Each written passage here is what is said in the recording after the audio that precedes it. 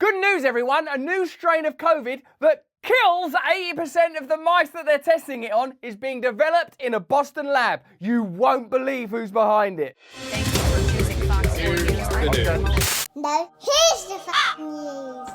Hello there, you 6 million awakening wonders. Thanks for joining me on this voyage towards truth, a truth that is already awakening deep within you and needs only to unfurl or to be immediately realized for us to be liberated from the illusion of separate self. Tricky stuff. Turn on the notification bell, subscribe to the channel, but more important than any of that, join us every day on Rumble at these times where we stream, we talk to incredible guests, we dive deep into these stories, we talk about stuff that on this platform would be banned, baby. We go into it, we go deep because you gave us the confidence to tell the truth, and I will never stop loving you for that.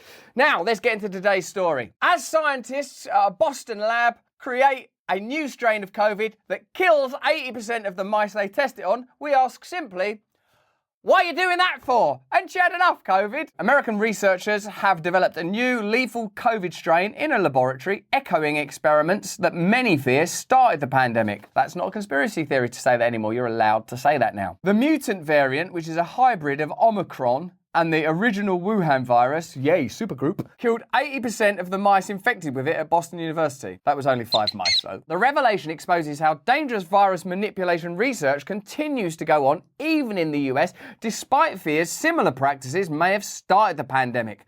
Professor Shmuel Shapira, a leading scientist in the Israeli government, said, "This should be totally forbidden. It's playing with fire." Like, you don't need to do experiments on playing with fire to know that it's dangerous. But what happens if you actually do play a fire? Oh my God, my lab coat, the Bunsen burner. Oh no, the mice. We've only got 2 of them, and it's booster season in a minute.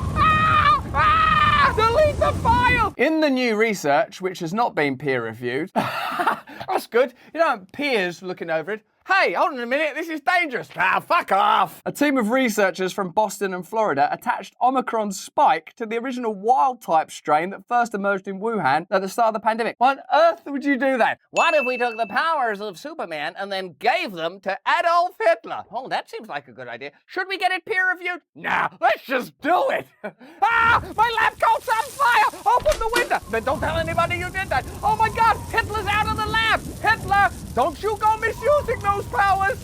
Is he trying to fly, or is that a salute? Hitler! That better not be a salute! He's not learned a thing from last time! Where are you going, Hitler? The researchers looked at how mice fared against the new hybrid strain compared to the original Omicron variant. How mice fared. It's not really very nice, is it, to create a super strain of coronavirus and then see how it gets on with innocent little mice. My money's on this new virus. We're gonna do our best, guys. Come on, let's try and get... Oh, my lungs! My God, I can't draw breath! Once again, it's new spiky Omicron is the winner.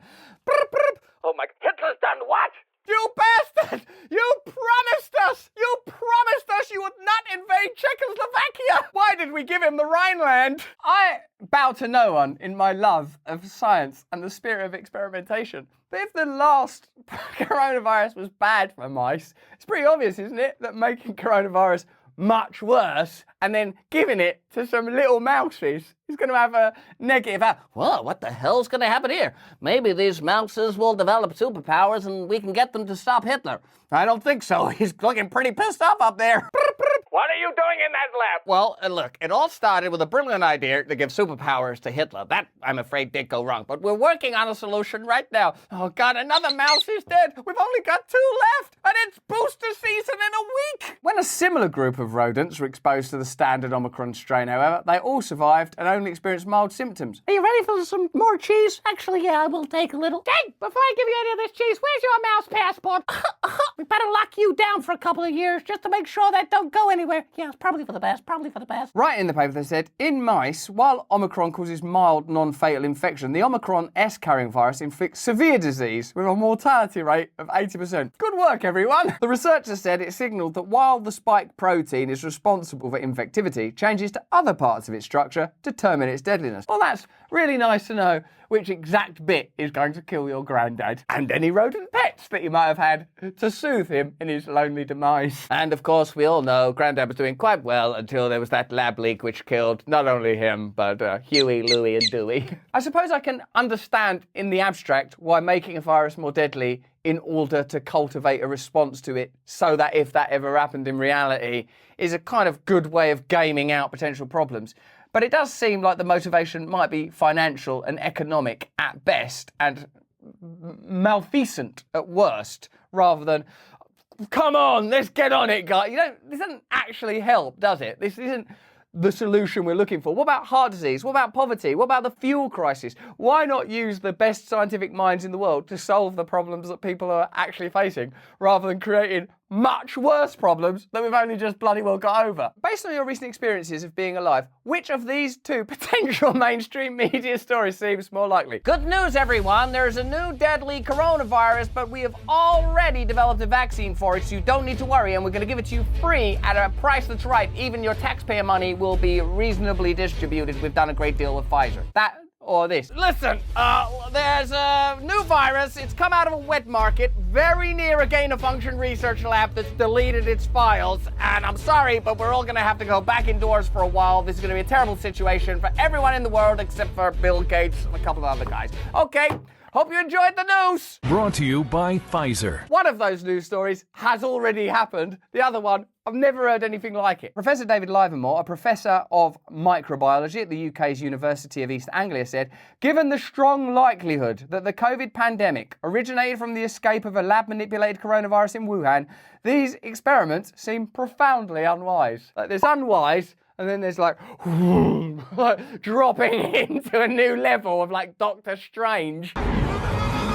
Oh my God, that's so unwise. Why are you doing that? Like, even if you take the worst global conspiracy of them manipulating it in order to dominate the globe, it's still not a good idea. Gain-of-function research was largely restricted in the US until 2017, when the National Institutes of Health began to allow it to take place using government funds. Previously, it had been halted from 2014 to 2017 over concerns that it could lead to the inadvertent creation of a pandemic. Do you know what? I've realized by making these viruses more infectious, what if we actually caused a pandemic? That's a good idea. Let's stop doing this research.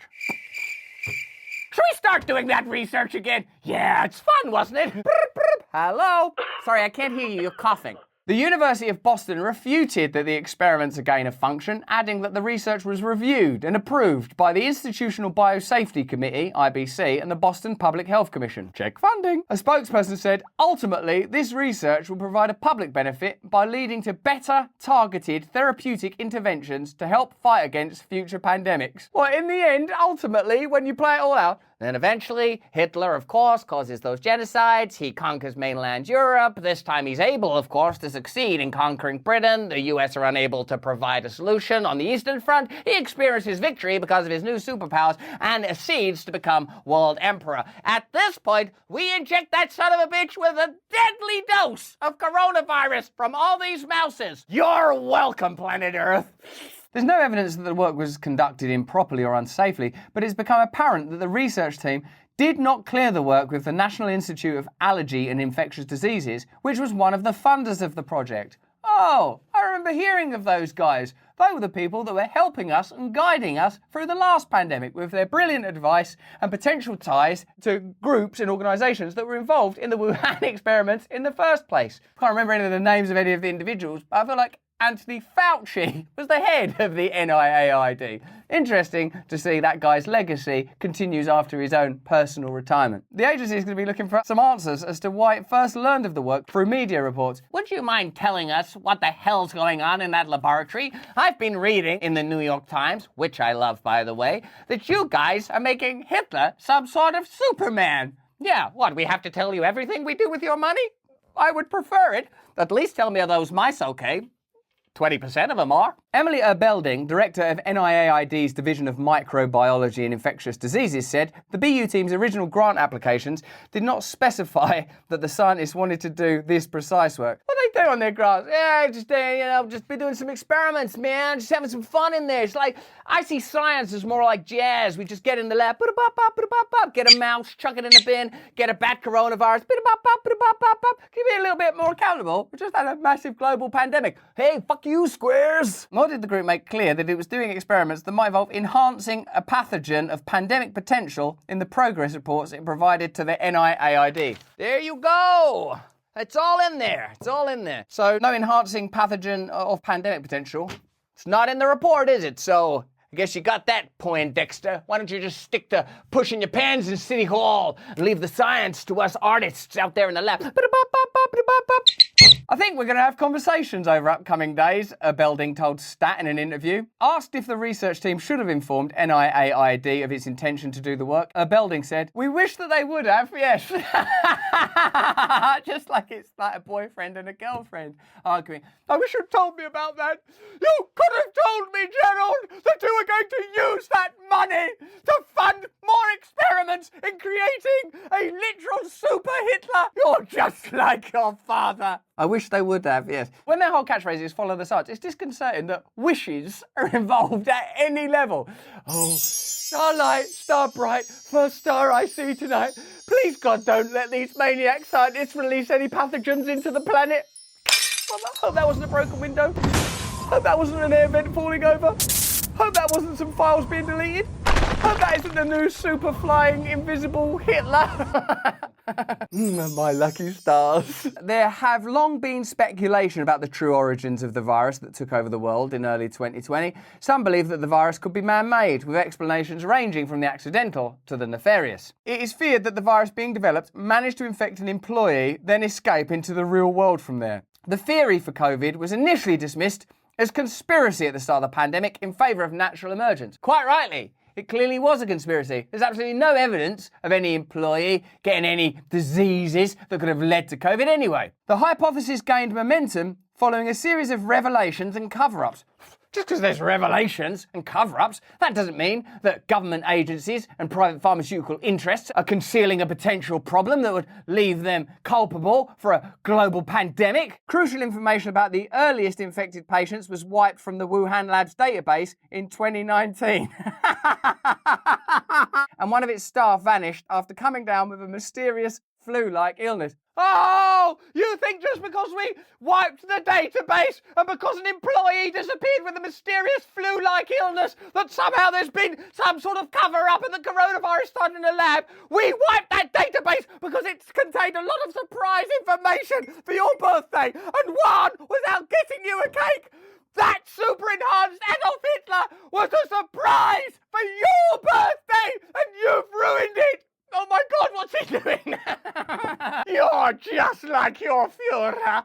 Father! If you want an opinion, my opinion is probably there are better areas of endeavour for the finest scientific minds that Pfizer can buy to be putting their attention, focus and concentration upon solving the real problems of ordinary people all over the world, creating a fairer, more just, more medically sound and robust civilization for all of us, which I believe is achievable and possible, which is why it's so frustrating. But that's just what I think. Let me know what you think in the comments below. If you enjoyed this video, have a look at either of these two little guys. Sign up to our mailing list. We can tell you everything we're up to. Remember, on Rumble, we go deep, we go dark, we go crazy, we go mysterious. We back this stuff up with proper experts and proper facts that we wouldn't be able to share with you on this platform due to its guidelines. So join us on Rumble every day at these times. More important than any of that is that you please stay free.